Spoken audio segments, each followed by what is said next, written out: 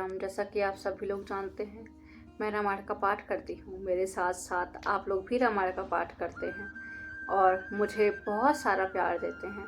अब रामायण की ही तरह मैंने श्रीमद् की ही तरह दुर्गा सप्तशती का भी पाठ उठाया है। अब आप उसमें भी मेरा साथ दीजिए। आइए अब हम इसका पाठ साथ में करते हैं। अभी तक मैंने दुर्गा सप्तशती के 108 नाम पढ़े हैं। अब मैं आज आपको कवच पढ़ के सुनाऊंगी कि इसको कैसे पढ़ते हैं। आइए जानते हैं। अथ दिव्यम कवचम।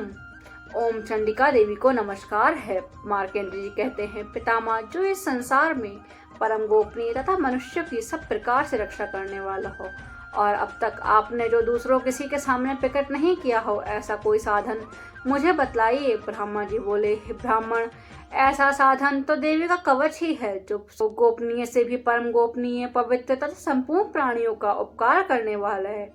हे महामुने, उसे श्रवण करो। देवी की 9 मूर्तियां हैं जिन्हें नवदुर्गा कहते हैं। उनके पृथक पृथक नाम बतलाए। प्रथम नाम शैलपुत्री है। मूर्ति का नाम ब्रह्मचारिणी है। तीसरे स्वरूप का चंद्रघंटा के नाम से प्रसिद्ध है। चौथी मूर्ति को कूष्मांडा कहते हैं। 5वीं दुर्गा का नाम स्कंद माता है। देवी के 6ठे रूप को कात्यायनी कहते हैं। 7वीं को कालरात्रि और 8वें स्वरूप को महागौरी के नाम से प्रसिद्ध है। 9वीं दुर्गा नाम सिद्धिदात्री है। ये सब नाम महात्मा वेद भगवान के द्वारा ही प्रतिपादित हुए हैं। जो मनुष्य अग्नि में जल रहा हो, रणभूमि में शत्रुओं द्वारा घिर गया हो, विषम संकट में फंस गया हो तथा इस प्रकार भय से आतुर होकर जब भगवती की दुर्गा की शरण में प्राप्त होते हैं, उनका कभी कोई अमंगल नहीं होता। युद्ध के समय संकट पड़ने पर उन पर विपत्ति नहीं आती। उन्हें शोक, दुख और भय की प्राप्ति नहीं होती। जिन्होंने भक्ति पूर्वक देवी का स्मरण किया है, उनका निश्चय ही अवदेश होता है।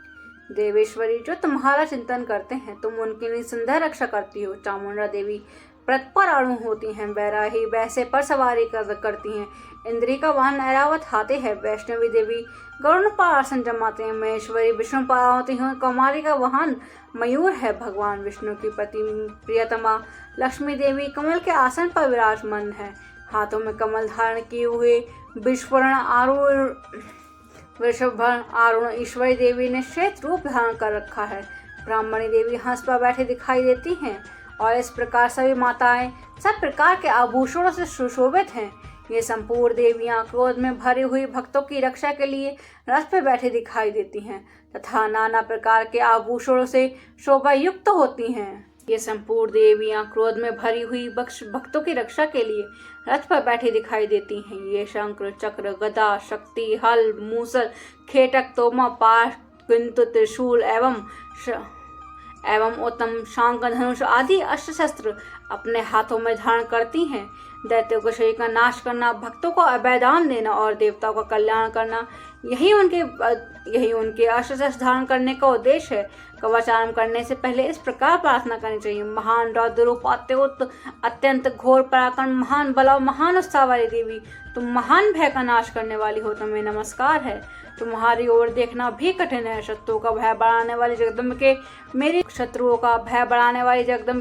मेरी रक्षा करें। इसमें कुछ सम्मिलित करना चाहती हूँ। अगर आपके घर में कोई भी परेशानी में है या उसको किसी भी प्रकार की कोई भी समस्या है, चाहे फिर वो आपके पति हो, पिता हो, माता हो, बहनें हो, भाई हो या आपके बच्चे या आपकी संतान कोई भी हो, तो आप इस समय उसका नाम भी ले सकते हैं। मेरी जैसे कि अब मैं आपको लेके बताती हूँ, जैसे मैंने अपने पति के लिए किया। मेरे पति की रक्षा करें।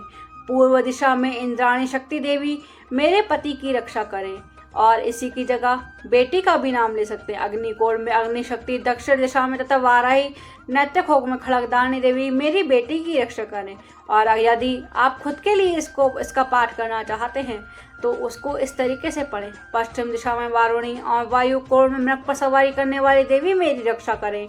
उत्तर दिशा में कुमारी और ईशान कोण में शूल धारणी देवी मेरी रक्षा करें। ब्राह्मणी देवी, तुम ऊपर की ओर से मेरी रक्षा करो। वैष्णवी देवी, तुम नीचे की ओर से मेरी रक्षा करो। इस प्रकार सबको वाहन बनाने वाली चामुंडा देवी 10 दिशाओं में मेरी रक्षा करें।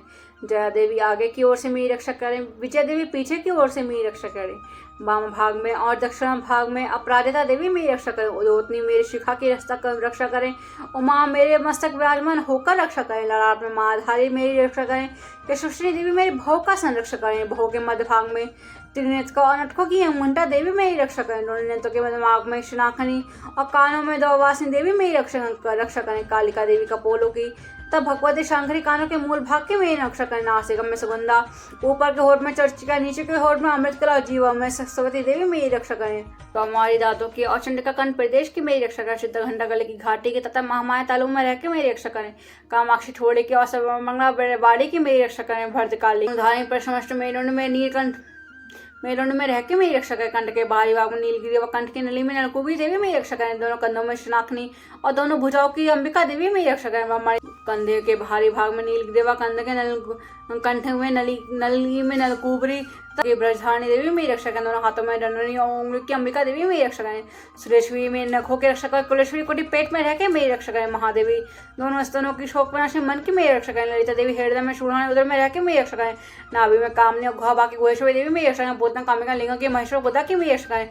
भगवती कटी भाग में घुटनों की मेरी रक्षा करें। संपूर्ण कामनाओं को देने वाली महाबला देवी दोनों पिंडलियों की मेरी रक्षा करें। नारसिंह दोनों घुटनों की, तेजस्वी देवी दोनों चरणों के पृष्ठभाग की देवी मेरी रक्षा करें। श्रीदेवी पैरों की उंगलियों की तलवासनी पैरों के तालू में रह के मेरी रक्षा करें।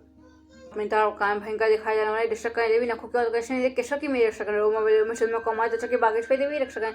पार्वती देवी रक्त मज्जा बसा मांस हड्डी और मेद की मेरी रक्षा करें। आंतों की काराथी बुटके मुटकेश्वरी देवी मेरी रक्षा करें। मूलाधार आदि कमल कोशों में पद्मावती कफ में चूड़ामती से इससे होकर रक्षा करें। नक्के देश की ज्वालामुखी जिसका किसी से भेदन नहीं हो सकता वह वज्ञ देवी ईश्वर के समय संधियों में रहकर मेरी रक्षा करें। ब्राह्मणी देवी आप मेरे पति की वीर के रक्षा करें। छह देवी छाया के तथा दंगनारायण देवी मेरे मन की अहंकार और बुद्धि की रक्षा करें।